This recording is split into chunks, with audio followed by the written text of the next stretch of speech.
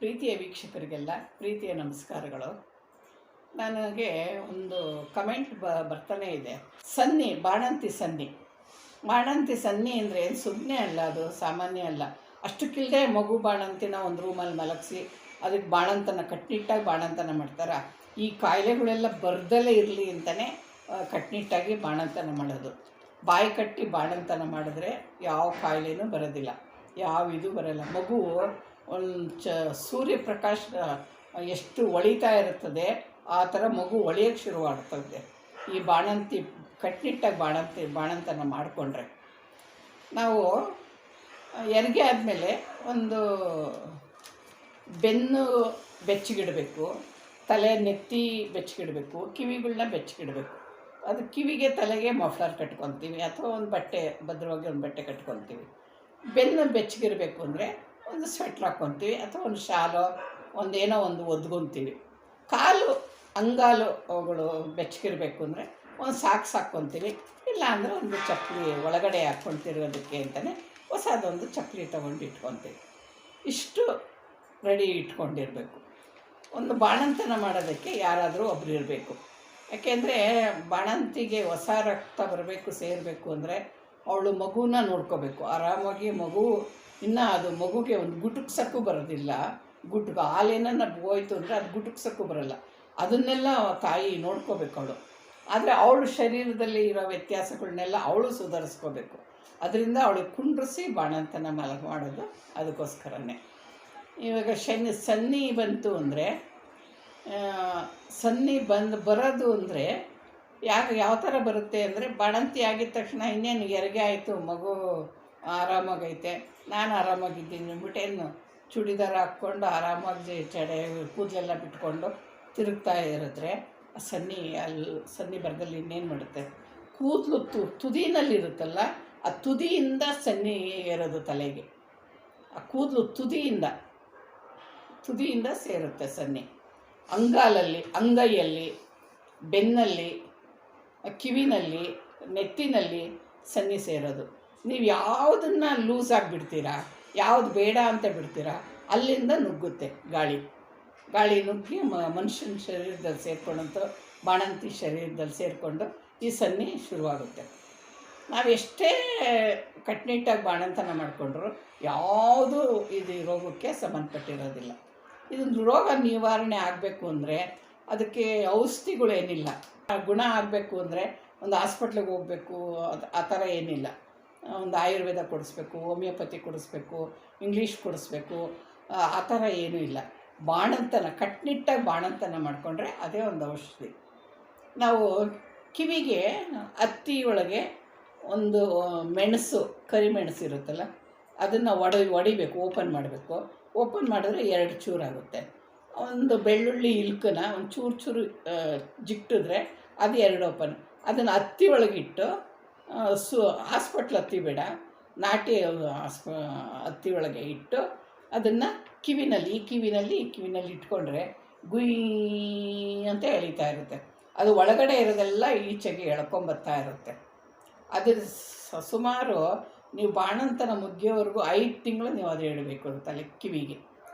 ಆವಾಗ ನೋಡಿರಿ ನಿಮಗೆ ಸನ್ನಿ ಸೇರೋದಿಲ್ಲ. ಶೀತದ ಕಾಲ ಆಗಲಿ, ಜಡಿ ಕಾಲ ಆಗಲಿ, ಮಳೆಗಾಲ ಆಗಲಿ, ಬೇಸಿಗೆ ಆಗಲಿ, ಯಾವುದೇ ಕಾಲ ಯಾವುದೇ ಆಗೋಗಲಿ, ಇವಾಗೇನು ಗಾಳಿ ಬೀಸ್ತಾ ಇಲ್ಲ, ಆರಾಮಾಗಿದ್ದೀನಿ ಆ ಥರ ಎಲ್ಲ ಇಲ್ಲ. ಅದು ಬಾಣಂತಿ ಅಂದರೆ 24 ಗಂಟೆನೂ ಬಾಣಂತಿನೇ, 5 ತಿಂಗಳು ಕೂಡ ಬಾಣಂತಿನೇ, ಆ ಥರ ಇರುತ್ತದು. ಆ ಅಂಗಾಲಿಗೆ ಒಂದು ಸಾಕ್ಸ್ ಹಾಕ್ಕೋಬೇಕು, ಚಪ್ಪಲಿ ಹಾಕ್ಕೋಬೇಕು. ನೆಲದಲ್ಲೇ ಕಾಲಿಕ್ಕೊಂಡು ಓಡಾಡಿದ್ರೆ ಆ ನೆಲದಲ್ಲಿರೋ ಶೀತ ಅಂಗಾಲಕ್ಕೆ ಸೇರಿಕೊಂಡು ಅದು ಕೂಡ ಗುಯ್ ಅಂತ ಸನ್ನಿ ಆಗುತ್ತೆ. ಈಗ ಅಂಗೈಗಳು, ನಾವು ಕೆಲಸ ಮನೆಯಲ್ಲಿ ಯಾರೂ ಇಲ್ಲ, ನಾವು ಕೆಲಸ ಮಾಡ್ತೀವಿ ಅಂದರೆ ತಣ್ಣೀರು ಮುಟ್ಟಬೇಕು, ಬಿಸಿನೀರು ಮುಟ್ಟಬೇಕು, ಪಾತ್ರೆನೂ ಮುಟ್ಟಬೇಕು, ಅಡುಗೆನೂ ಮುಟ್ಟಬೇಕು. ಇಲ್ಲಿ ಮಗುವಿಗೆ ಹುಚ್ಚೆನೂ ಬದಲಾಯಿಸ್ಬೇಕು, ಕಕ್ಕಸು ಬದಲಾಯಿಸ್ಬೇಕು, ತಾನೂ ಬದಲಾವಣೆ, ಊಟ ತಿಂಡಿನಲ್ಲಿ ಅವಳೂ ಬದಲಾವಣೆ ಆಗಬೇಕು. ಈ ಸಮಸ್ಯೆ ಬಂದರೆ ಅವಳು ಬಾಣಂತನ ಮಾಡ್ಕೊಳ್ಳೋದಕ್ಕೆ ಆಗಲ್ಲ. ಬಾಣಂತಿ ಇದ್ದರೆ ನಿಶಕ್ತಿ ಇರುತ್ತೆ, ಅದರಿಂದ ಅವಳು ಬಾಣಂತನ ಮಾಡ್ಕೊಳ್ಳೋಕ್ಕಾಗಲ್ಲ. ಏನು ಮಾಡಿರುತ್ತೋ ಅದನ್ನೇ ತಿನ್ನೋಣ ಬಿಡೋ ಆಯಿತು ಅಂತ ಹೇಳ್ಬಿಟ್ಟು ಅವಳು ಅದನ್ನೇ ಮನೆಯಲ್ಲಿ ಯಾರಿಗೇನು ಮಾಡಿರ್ತಾಳೋ ಅದನ್ನೇ ಬೇಕಾದ್ರೆ ತಿಂದುಬಿಡ್ತಾಳೆ. ಆ ಥರ ಆಗೋದ್ರೆ ಸನ್ನಿ ಸೊಯ್ ಅಂತ ಶರೀರಕ್ಕೆ ಸೇರಿಕೊಳ್ಳುತ್ತೆ.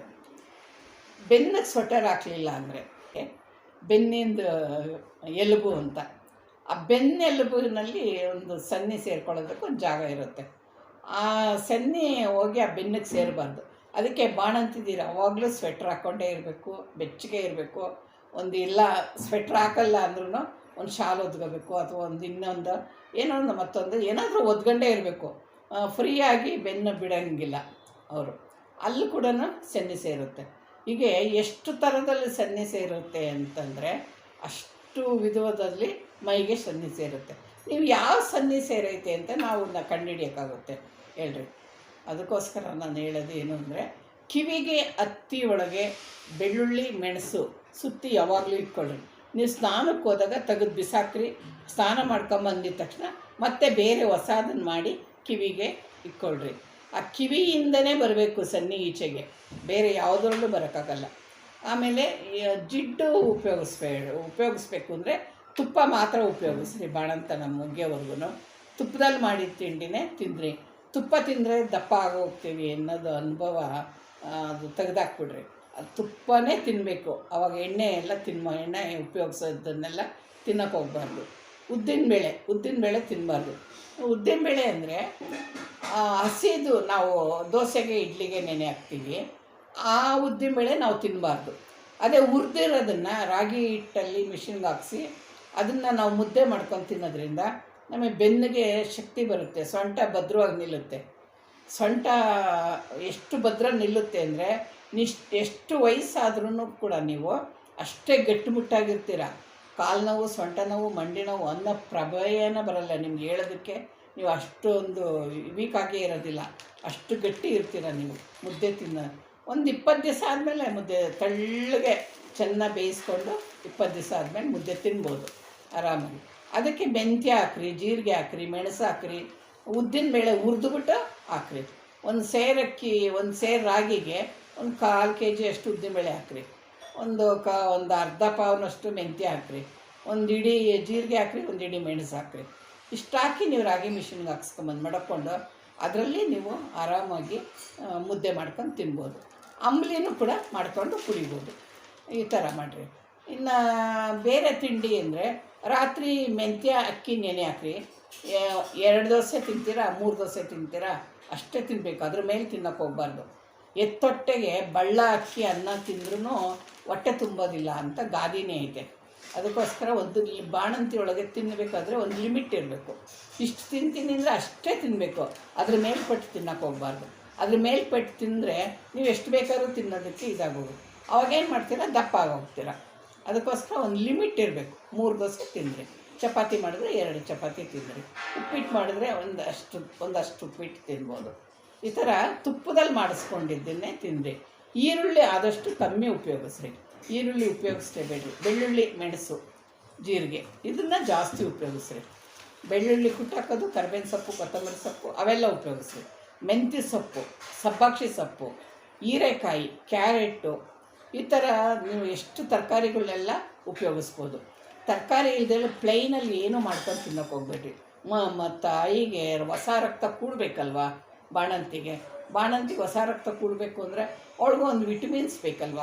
ಏನಾದರೂ ತಿಂದರೆ ಕುಡಿದ್ರೆ ಮಾಡಿದ್ರೆ ತಾನೇ ಅದು ವಿಟಮಿನ್ಸ್ ಅವಳಿಗೆ ಮೈಗೆ ಶರೀರಕ್ಕೆ ಸೇರೋದು. ಅದಕ್ಕೋಸ್ಕರ ನೀವು ಏನು ಸೊಪ್ಪಿನ ಪಲ್ಯ ಮಾಡ್ತೀರಾ, ಸೊಪ್ಪಿನ ಪಲ್ಯ, ಸಾರು ಮಾಡ್ತೀರಾ, ಸೊಪ್ಪಿನ ಸಾರು, ತರಕಾರಿ ಏನು ಕ್ಯಾರೆಟು, ಹೀರೆಕಾಯಿ, ಈ ಥರ ಒಂದು ಬೆಳವಣಿಗೆ ಬರೋವಂಥದ್ದು. ಬೇರೆ ಮನೆಯಲ್ಲಿರೋರೆಲ್ಲ ಬೇರೆ ತರಕಾರಿ ತಿನ್ಬೋದು, ಆದರೆ ಬಾಣಂತಿಗೆ ಮಾತ್ರ ಒಂದು ವಿಶೇಷವಾದ ಒಂದು ತರಕಾರಿಗಳು ಈ ಥರ ನೀವು ತಿನ್ನೋದ್ರಿಂದ ಬಾಣಂತಿಗೆ ಹೊಸ ರಕ್ತ ಕೂಡುತ್ತೆ, ಹೊಸ ಚೈತನ್ಯ ಬರುತ್ತೆ. ಅವಳಿಗೆ ಯಾವ ಕಾಯಿಲೆನೂ ಅವಳಿಗೆ ಸೋಕೋದಿಲ್ಲ. ನೀವು ಬಾಣಂತನ ಕಟ್ನಿಟ್ಟಾಗ 5 ತಿಂಗಳು ಮಾಡಿಕೊಂಡ್ರೆ 50 ವರ್ಷ ಆಗಲಿ, 100 ವರ್ಷ ಆಗಲಿ, 75 ವರ್ಷ ಆಗಲಿ ನೀವು ಗಟ್ಟಿಗಿರ್ತೀರ. ಇಲ್ಲ ಅಂದರೆ ಕೆಲಸಕ್ಕೆ ಹೋಗೋರಂತೂ ಬೇಡವೇ ಬೇಡ. ಟೈಪಿಂಗ್ ಮಾಡಿ ಭುಜ ನೋವು, ಬೆನ್ನು ನೋವು, ವಾಕಿಂಗ್ ಹೋಗೋದಕ್ಕಾಗೋದು ಟೈಮ್ ಇರೋದಿಲ್ಲ. ಹಂಗಾಗಿ ಅವ್ರಿಗೆ ಮಂಡಿ ನೋವುಗಳು. ಒಂದೇ ಕಡೆ ಕೂತ್ಕೊಂಡು ಒಂದೇ ಲೆವೆಲಲ್ಲಿ, ಈಗ ಚೇರ್ ಮೇಲೆ ಕೂತ್ಕೊತಾರೆ ಆಫೀಸಲ್ಲಿ ಹೋಗಿ, ಒಂದೇ ಲೆವೆಲ್ ಇರುತ್ತೆ ಮಂಡಿ. ಆ ಮಂಡಿ ಒಂದೇ ಲೆವೆಲಲ್ಲಿ ಇರೋದ್ರಿಂದ ಮಂಡಿ ನೋವು ಬರುತ್ತೆ. ಅದೇ ನೀವು ಸ್ವಲ್ಪ ಅಲ್ಲೊಂದು ಮಂಡಿ ಲೆವೆಲ್ ನಲ್ಲಿ ಕೂತಿರ್ತೀರ, ಆಮೇಲೆ ಸ್ವಲ್ಪ ವಾಕ್ ಮಾಡಿದ್ರೆ ಅಲ್ಲಿಗೆ ಈಕ್ವಲ್ ಆಗುತ್ತೆ, ಮಂಡಿ ನೋವು ಬರೋದಿಲ್ಲ, ಅಷ್ಟೊಂದು ಮಂಡಿ ನೋವು ಬರೋದಿಲ್ಲ. ಅಷ್ಟೇ, ಮಗು ಮಲಗಿರೋವಾಗಲೇ ತಾಯಿ ನಿದ್ದೆ ಮಾಡಬೇಕು. ಮಗು ಎದ್ದಿರೋವಾಗ ತಾಯಿ ನಿದ್ದೆ ಮಾಡೋಕ್ಕಾಗುತ್ತಾ? ಇಲ್ಲ. ಅದರಿಂದ ಬಾಣಂತಿಗೋಸ್ಕರನೇ ಬೇರೆ ಸಪ್ರೇಟಾಗಿ ಒಂದು ತೊಟ್ಲು ಕಟ್ಟಿ ಮಗುನ ಮಲಗಿಸಿ ಒಂದು ಮಂಚ ಹಾಕಿ ಸಪ್ರೇಟಾಗಿ ಮಲಗಿಸ್ತಾರೆ. ಆ ರೂಮ್ಗೆ ಒಂದು ಗಾಳಿ ಬೆಳಕು ಕಮ್ಮಿ ಇರುತ್ತೆ. ಒಂದು ಗಾಳಿ ತೂರ್ಕೊಂಡು ಹೋಗೋದು, ಒಂದು ಗಾಳಿ ಬೆಳಕು ಬರಲಿ ಅಂತ ಕಿಟಕಿ ಬಾಗಿಲನ್ನೆಲ್ಲ ತೆಗೆಯೋದು ಅವೆಲ್ಲ ಮಾಡೋಕ್ಕೆ ಹೋಗ್ಬಾರ್ದು. ಬಾಣಂತಿ ಅಂದರೆ ಬಾಣಂತಿ ಕಟ್ಟುನಿಟ್ಟಾಗಿರಬೇಕು. ಅದೆಲ್ಲ ನಿಗಮ ನಿಯತಿ. ಆವಾಗಿನ ಕಾಲದವ್ರು ಅಜ್ಜಿದಿರನ್ನ ನೋಡಿರಿ, ಎಷ್ಟು ಅಜ್ಜಿದಿರಿ, ಎಷ್ಟೆಷ್ಟು ವಯಸ್ಸಾಗಿರ್ತದೆ, ಆದರೂ ಅವ್ರು ಎಷ್ಟು ಲವಲವಿಕೆಯಿಂದ ಓಡಾಡ್ತಾ ಇರ್ತಾರೆ, ಎಷ್ಟೊಂದು ಇದು ಮಾಡ್ತಾ ಇರ್ತಾರೆ. ಆವಾಗಿನ ಕಾಲದ ಬಾಣಂತನಗಳು ಆ ಥರ ಗಟ್ಟಿಮುಟ್ಟಾಗಿತ್ತು. ಇವಾಗಿನ ಕಾಲದಲ್ಲಿ ಬಾಣಂತನ ಅಂದರೆ ಕೇರೇ ಇಲ್ಲ. ಆಯ್ತು, ಹಾಸ್ಪಿಟ್ಲಿಂದ ಮನೆಗೆ ಬರ್ತಿದ್ದಂಗೆ ಹೋಟ್ಲಲ್ಲಿ ತರಿಸ್ಕೊಂಡು ತಿಂತಾರೆ, ಅಥವಾ ಮನೆಯಲ್ಲಿ ಏನು ಮಾಡಿದ್ರೆ ಅದನ್ನೇ ಎಲ್ಲರೂ ಸೇರ್ಕೊಂಡು ಮಾಡಿದ್ದನ್ನೇ ಅವ್ರಿಗೂ ತಿಂದ್ಬಿಡ್ತಾರೆ. ಈ ಥರ ಎಲ್ಲ ಮಾಡೋಕ್ಕೆ ಹೋಗಬೇಡ್ರಿ. ಕಟ್ಟುನಿಟ್ಟಾಗಿ ಬಾಣಂತನ ಮಾಡಬೇಕು ಅಂದರೆ ಕಟ್ಟುನಿಟ್ಟಾಗಿ ಬಾಣಂತನ ಮಾಡ್ಬೋದು. ಮೈದಾ ಅಂತೂ ಉಪಯೋಗಿಸಲೇಬಾರ್ದು. ರವೆಯನ್ನು ಕೂಡ ಉಪಯೋಗಿಸ್ಬಾರ್ದು. ಅಕ್ಕಿ ರವೆ, ಅಕ್ಕಿ ತರಿನ ತಂದು ಇಟ್ಕೊಂಡು ಅದರಲ್ಲಿ ಉಪ್ಪಿಟ್ಟು ಮಾಡ್ಕೊಂಡು ತಿನ್ಬೋದು. ನುಚ್ಚುನುಂಡೆ ಥರ ಅದನ್ನು ಬೇಯಿಸ್ಬಿಟ್ಟು ರವೆನಲ್ಲಿ ನೀರು ಹಾಕಿ ಉಪ್ಪು ಹಾಕಿ ಬೇಯಿಸ್ಬಿಟ್ಟು ಅದನ್ನು ಒಂದು ಪ್ಲೇಟಲ್ಲಿ ಹಬೆಯಲ್ಲಿ ಬೇಯಿಸಿ ಅದನ್ನು ಕೂಡ ನೀವು ತಿನ್ಬೋದು. ಒಣಕೊಬ್ಬರಿ, ಹಸಿ ಕೊಬ್ಬರಿ ತಿನ್ನಬಾರ್ದು, ಒಣಕೊಬ್ಬರಿ ತಿನ್ನಬೇಕು. ಕರ್ಬೇವಿನ ಸೊಪ್ಪು, ಜಾಸ್ತಿ ಕರ್ಬೇವಿನ ಸೊಪ್ಪು ತಿಂದರೆ ಬಾಣಂತಿಲಿ ಕೂದಲು ಉದುರೋಗ್ತಾ ಇರ್ತದೆ. ಅದಕ್ಕೋಸ್ಕರ ಜಾಸ್ತಿ ಕರ್ಬೇವಿನ ಸೊಪ್ಪು, ಕೊತ್ತಂಬರಿ ಸೊಪ್ಪು ತಿನ್ನೋದ್ರಿಂದ ಕೂದಲು ಉದುರುವಿಕೆಗೆ ಒಂದು ಪ್ರೋಟೀನ್ ಸೇರಿಕೊಳ್ಳುತ್ತೆ. ಆವಾಗ ಕೂದಲು ಉದುರೋದು ಸ್ವಲ್ಪ ಕಮ್ಮಿ ಆಗುತ್ತೆ. ಈ ಥರ ಎಲ್ಲ ಬಾಣಂತನ ಮಾಡ್ಕೊಳೋದ್ರಿಂದ ನಿಮ್ಮ ದೇಹನೂ ಚೆನ್ನಾಗಿ ಗಟ್ಟಿಯಾಗಿ ಮುಟ್ಟಾಗಿರುತ್ತೆ. ಒಂದು ಸನ್ನಿ ಕೂಡ ನಿಮ್ಗೆ ಹತ್ರ ಸೇರೋದಿಲ್ಲ. ನೀವು ಕೂಡ ಗಟ್ಟಿಮುಟ್ಟಾಗಿ ಮಕ್ಕಳಿಗೆ ಆಗಲಿ ಗಂಡನಿಗೆ ಆಗಲಿ ಒಂದು ಸ್ಫೂರ್ತಿ. ಮನೆಯಲ್ಲಿ ಹೆಂಡತಿ ಅಂದರೆ, ಗೃಹಿಣಿ ಅಂದರೆ ಒಂದು ಸ್ವಿಚ್ಚು, ಮೇಯ್ನ್ ಸ್ವಿಚ್ಚು ಅವಳಿಗೆ ಸರಿಯಾಗಿದ್ದರೆ ತಾನೇ ಮನೆಯಲ್ಲಿರೋರೆಲ್ಲರೂ ಸರಿಯಾಗಿರೋದು. ಅವಳಿಗೊಂದು 5 ತಿಂಗಳು ರೆಸ್ಟ್ ಕೊಟ್ಟು ಅವಳನ್ನ ಸರಿ ಮಾಡಿಬಿಟ್ರೆ ವರ್ಷೊಂಬತ್ತು ಕಾಲ ಅವಳು ನಿಮ್ಮನ್ನೆಲ್ಲ ಸೇಫ್ ಮಾಡ್ತಾಳೆ. ಇದನ್ನು ಮನೆಯಲ್ಲಿ ಎಲ್ಲರೂ ತಿಳ್ಕೊಂಡ್ರಿ. ಹಿರಿಯೋರು ಇರೋ ಕಡೆ ತೊಗೊಂಡೋಗಿ ಬಾಣಂತನಕ್ಕೆ ಬಿಟ್ಬಿಡ್ರಿ. ಅವ್ರು ಹೇಗೋ ಮಾಡಿ ಕಳಿಸ್ತಾರೆ ಬಾಣಂತನನ. ಇದನ್ನು ಎಲ್ಲರೂ ಪ್ರತಿಯೊಂದು ಹೆಣ್ಣು ಮಕ್ಕಳು ತಿಳ್ಕೊಂಡು ತಮ್ಮ ಶರೀರನ ಗಟ್ಟಿಮುಟ್ಟಾಗಿ ಇಟ್ಕೊಳ್ಳೋದಕ್ಕೆ ಇದೊಂದು ಉಪಾಯನ ಎಲ್ಲರೂ ಉಪಯೋಗಿಸ್ಕೊತೀರ ಅಂತ ನಾನು ನಂಬಿದ್ದೀನಿ. ನಾನು ನಿಮಗೆ ಹೇಳ್ಕೊಟ್ಟಿದ್ದ ಮಾತುಗಳು ತಪ್ಪು ಭಾವನೆಯಲ್ಲಿ ತಿಳ್ಕೊಬೇಡ್ರಿ. ಅದು ನಿಮ್ಗೆ ಒಳ್ಳೆಯದಕ್ಕೋಸ್ಕರ ನಾನು ಹೇಳ್ತಾ ಇರೋದು.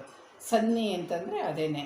ಅದು ಇವಾಗಲೂ ನಿಮಗೆ ತಲೆ ಸುತ್ತು ಬರ್ತಾಯಿದೆ, ತಲೆ ಭಾರ ಬರ್ತಾಯಿದೆ, ತಲೆ ವಾಂತಿ ಆಗಂಗೆ ಆಗ್ತಾಯಿದೆ, ತಲೆ ದಿಮ್ಮನ್ನುತ್ತೆ ಅಂತಂದರೆ ನೀವು ಕಿವಿಗೆ ಹತ್ತಿ ಬೆಳ್ಳುಳ್ಳಿ ಹತ್ತಿನಲ್ಲಿ ಸುತ್ತಿ ನೀವು ಇಟ್ಕೊಳ್ರಿ. ಸದಾ 5 ತಿಂಗಳು ತುಂಬೋವರೆಗೂ ಇಟ್ಕೊಳ್ರಿ. ನೀವು ಸೊಂಟಕ್ಕೆ ಬಟ್ಟೆನೂ ಅಷ್ಟೇ ಭದ್ರವಾಗಿ ಹಾಕಿ ಕಟ್ಟಿರಿ. ಸೊಂಟ ಗಟ್ಟಿ ಇದ್ದಷ್ಟು ನಿಮ್ಗೆ ಒಳ್ಳೆಯದು. ಇಷ್ಟನ್ನು ನಾನು ಹೇಳ್ತೀನಿ. ಎಲ್ರಿಗೂ ನಮಸ್ಕಾರ. ಈ ವಿಡಿಯೋ ನಿಮ್ಮೆಲ್ಲರಿಗೂ ಒಳ್ಳೆಯದಾಗಲಿ ಅಂತ ನಾನು ಪ್ರಾರ್ಥಿಸ್ಕೊಂಡು ಈ ವಿಡಿಯೋ ನಿಮ್ಗೆ ಹಾಕಿದ್ದೀನಿ. ಈ ವಿಡಿಯೋ ನಿಮ್ಮ ಫ್ರೆಂಡ್ಸ್ ರಿಲೇಷನ್ಗೆಲ್ಲ ಶೇರ್ ಮಾಡಿ, ಲೈಕ್ ಮಾಡಿ, ಸಬ್ಸ್ಕ್ರೈಬರ್ ಆಗಿರಿ. ಎಲ್ಲರಿಗೂ ಒಳ್ಳೆಯದಾಗಲಿ.